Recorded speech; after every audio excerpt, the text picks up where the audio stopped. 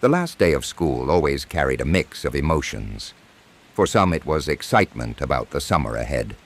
For others it was sadness about leaving friends behind. For Anna it was a little of both. She was moving to a new town with her family, and today would be her last chance to say goodbye to her classmates. Her high school was an old brick building that had stood for decades. It was filled with creaky floors, narrow hallways, and stories of its own, some of them strange. Students often whispered about the old wing, a part of the school that had been closed off for years. "Don't go there," they'd warn. "It's haunted." Anna had heard the rumors since she was a freshman. A girl named Emily supposedly disappeared there on the last day of school, many years ago. The story was vague. Some said she got locked in and wasn't found until days later. Others claimed she simply vanished. Either way, the old wing was off limits, and most students avoided it. On this particular last day, the mood was festive. Classes were cut short, and students roamed the halls, signing yearbooks and taking photos. But Anna couldn't shake a strange feeling. It was as if something, or someone, was watching her. As the day went on, the feeling grew stronger. By lunch, she decided to mention it to her best friend, Mia. "I feel like I'm being followed," Anna said, laughing nervously. Mia smirked. "Maybe it's a ghost from the old wing. You know, your one last spooky experience before you move." "Very funny," Anna replied, but she couldn't help glancing over her shoulder. By the time the final bell rang, the halls were emptying fast. Students hurried out, eager to start their summer break. Anna lingered, wanting to soak in her last moments at the school. She wandered through the halls, running her fingers along the lockers and memorizing every creak of the floorboards. Her footsteps eventually led her to the old wing.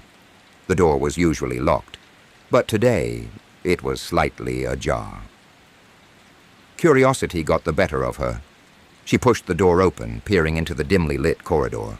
It smelled of dust and mildew, and the air was noticeably colder. "Hello," she called out, her voice echoing. No answer. Anna hesitated, then stepped inside. The hallway stretched out in front of her, lined with old lockers and classrooms that hadn't been used in decades. Most of the windows were boarded up, but faint light filtered through the cracks. As she walked, she heard faint whispers. They were soft at first, like the rustle of leaves, but grew louder with each step. "Who's there?" she asked, her voice trembling. The whispers stopped. She reached the end of the hall where a single classroom door was open. Inside, the room was dark, except for a faint glow near the chalkboard. As Anna stepped closer, she saw what was causing it, a yearbook lying open on the teacher's desk. Her breath caught in her throat. The page it was open to was her class, but the photos were different. Faces were blurred, eyes scratched out, and some students were missing entirely. Anna backed away, her heart pounding. That's when she saw the writing on the chalkboard. It wasn't there before, and the letters seemed to shimmer in the dim light. "Don't leave." A cold hand brushed her shoulder. She spun around, but no one was there. The whispers started again, louder this time, and Anna realized they weren't coming from the room. They were all around her. She ran for the door, but the hallway seemed longer than before. Shadows stretched across the walls, twisting and writhing like they were alive. "Stay," a voice whispered, clear and close. Anna screamed. Pushing herself forward, she finally burst through the door into the main hallway, slamming it shut behind her. The school was quiet, and the lights were on as if nothing had happened. Anna looked around, her chest heaving. She didn't stop running until she was outside. Her parents were waiting in the car, waving at her to hurry up.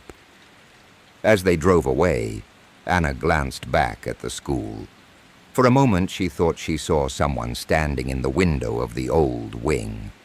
a girl with long dark hair and a pale face. The next morning, Anna woke up feeling uneasy. She grabbed her phone and scrolled through her messages, looking for the photos she had taken the day before. That's when she saw it. In every picture, in the background, there was a blurry figure, always watching, always there. And beneath each photo, in faint, handwritten letters, was the same message. Don't leave.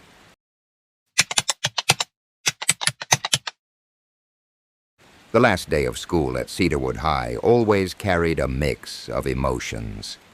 For some students, it was the end of an era filled with memories and friendships. For others, it marked the beginning of freedom and endless summer adventures. But this year was different.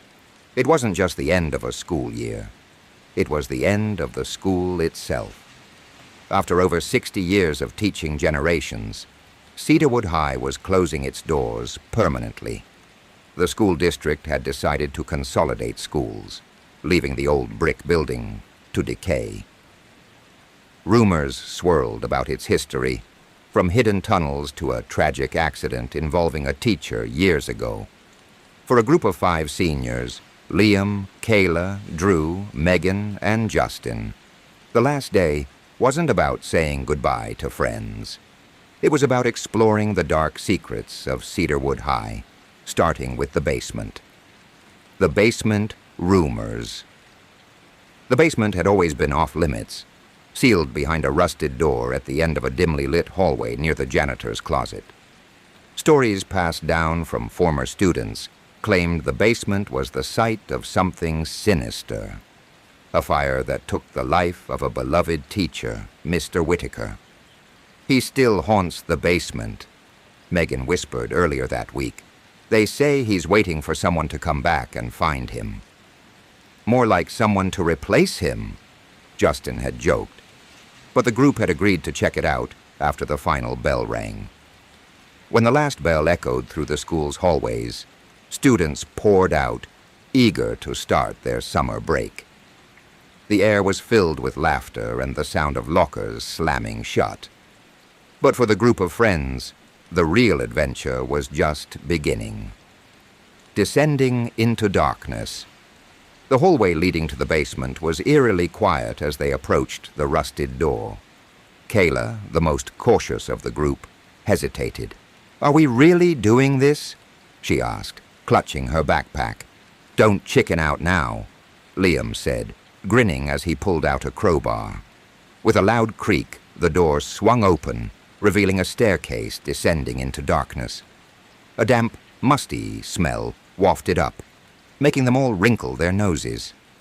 "This is creepy," Megan said, turning on her flashlight.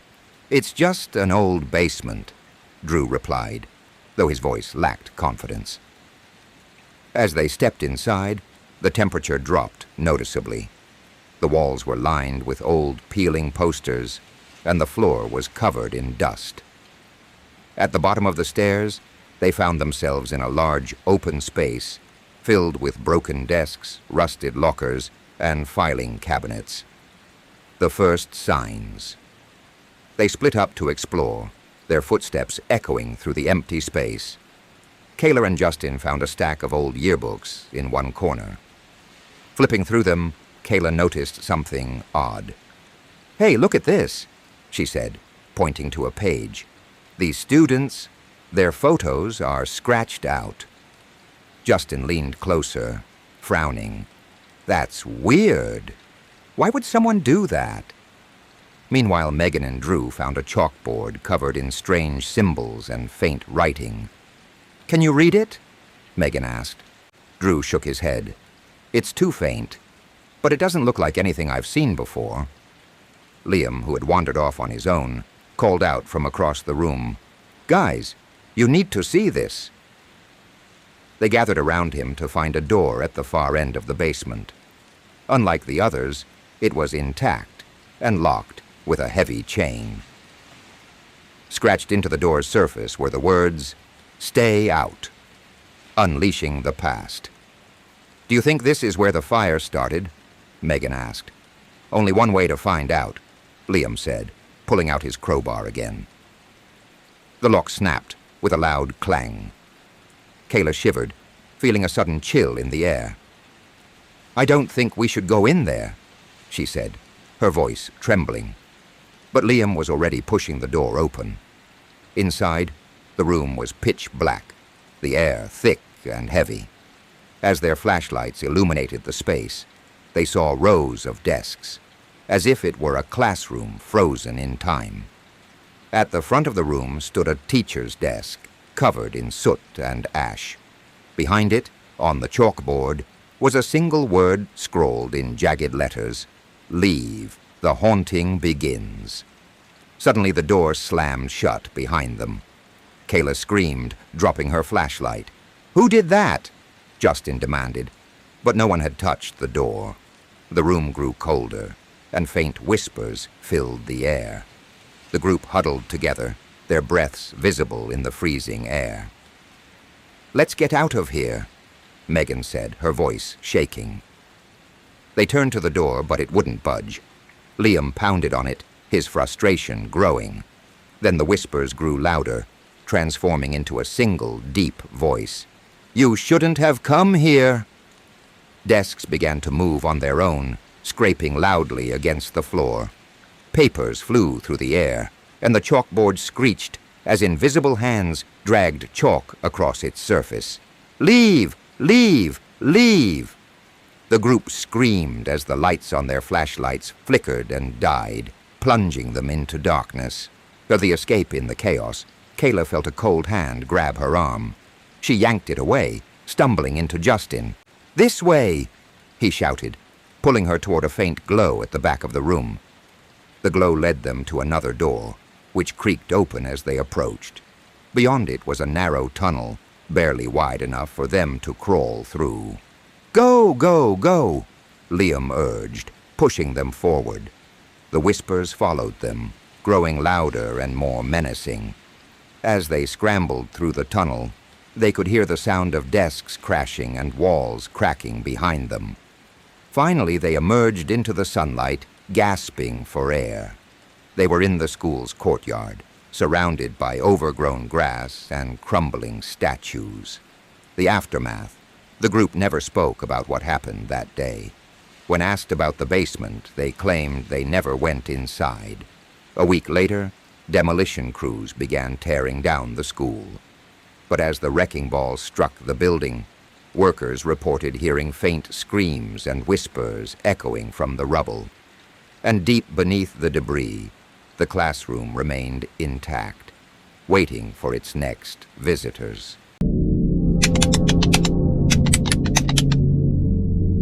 The last day of school always brought mixed emotions. But this year at Riverview High, there was an air of finality that no one could ignore. The school was set to close for good, its students transferred to other districts. Built in the 1940s, the building had become outdated, and rumors of its haunted history didn't help its reputation. "Finally, we're out of this dump," said Derek, throwing his books into his locker for the last time. "Yeah, but we're leaving all the stories behind," Sarah replied. She was always the one in their group fascinated by the paranormal. The stories about Riverview were endless. Most students had heard about Room 306, the classroom at the far end of the West Wing. Decades ago, during a freak storm, lightning struck the school, and the West Wing caught fire. Though most students evacuated safely, the teacher of Room 306 and a handful of students weren't so lucky. "Are we really doing this?" Ethan asked nervously.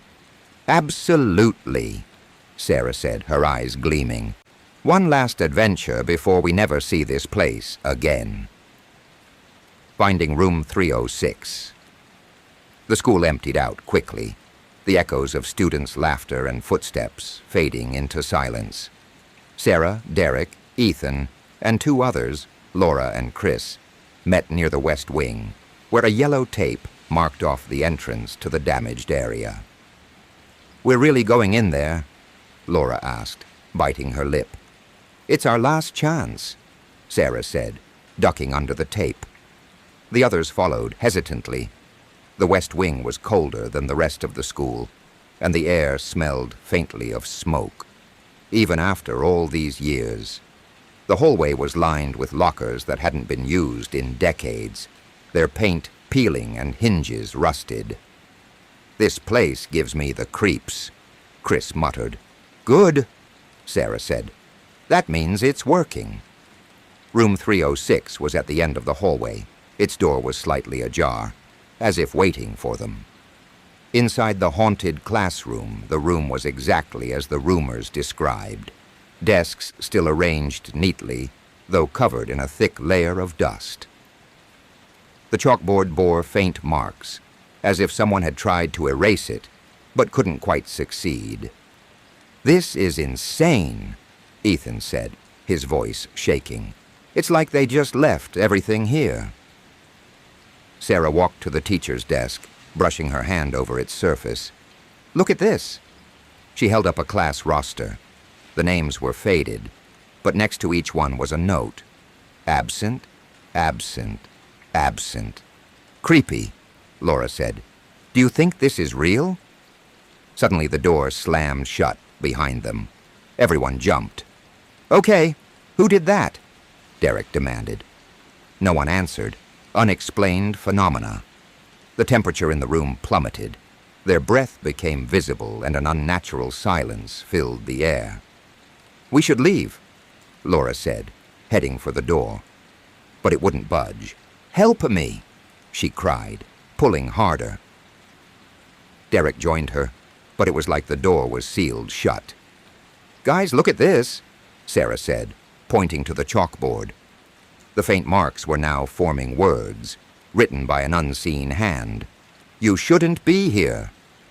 Ethan backed into a desk, knocking over a chair. "This isn't funny, Sarah. It's not me," she yelled. The room began to hum, a low vibration that seemed to come from the walls themselves. The lights flickered, casting eerie shadows across the room. Then came the whispers. At first they were soft and indistinct, but they grew louder and more distinct. "Leave us. Stay with us. Join us." The words overlapped, creating an unbearable cacophony. "Daprotico." The group huddled together as the room seemed to come alive. Desks scraped across the floor, chairs toppled over, and the walls seemed to close in. "We need to get out of here," Chris shouted. "I'm trying," Derek yelled, kicking at the door. Suddenly the lights went out completely, plunging them into darkness. Then came the sound of footsteps, slow, deliberate, and getting closer. Sarah shone her flashlight toward the sound, revealing a shadowy figure standing at the front of the room. Its face was indistinct, but its outline resembled a teacher holding a pointer. "Get down!" she screamed, pulling the others to the floor as the figure moved toward them. The whispers turned into a deafening roar, and the floor beneath them began to shake. "Follow me," Sarah yelled, spotting a second door at the back of the room. The group scrambled toward it, throwing it open to reveal a narrow staircase. The forgotten basement. The stairs led them down into a basement they didn't know existed. The air was damp, and water dripped from the ceiling. Their flashlights barely penetrated the darkness. "This wasn't on any map," Derek said, his voice trembling. "Who cares?" Laura snapped. "We need to find a way out." The basement seemed endless, with rows of filing cabinets and old furniture covered in cobwebs. Every sound echoed, making it impossible to tell where the whispers were coming from. Then they saw it, a faint light at the end of the corridor. "Go," Sarah urged. They ran toward the light, but as they got closer, they realized it wasn't an exit. It was a lantern, sitting on a desk in the middle of an empty room. "What is this?" Ethan asked, picking up the lantern. The door slammed shut behind them. "No!" Sarah screamed, pounding on the door. The lantern flickered and the whispers returned, louder than ever. Shadows danced around the room, forming into shapes, students and teachers, their faces twisted in pain. "Join us," they said in unison, their voices echoing in the confined space. The final bell, the group screamed as the shadows closed in. The lantern's light flared brightly, blinding them, and then everything went silent. When they woke up, they were outside, lying on the grass in front of the school. "What just happened?" Derek asked, sitting up. The others shook their heads, too shaken to speak. The next day, demolition crews arrived to tear down Riverview High. But as the walls came down, workers reported hearing faint whispers echoing from the rubble. And when they reached the basement, they found a single desk with a lantern still glowing faintly.